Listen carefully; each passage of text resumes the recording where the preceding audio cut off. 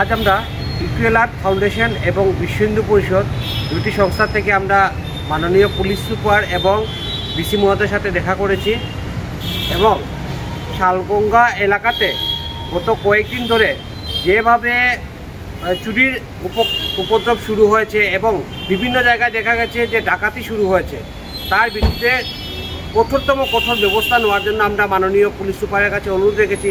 কারণ বিগত কয়েকদিন ধরে দেখা যাচ্ছে লাগাতার চুরির ঘটনা করছে এবং আমরা এতটুকু জানতে পেরেছি যারা চুররা আসে, চুরের একটি বিরাট দল আসে এবং ওদের কাছে অস্ত্রশস্ত্র থাকে।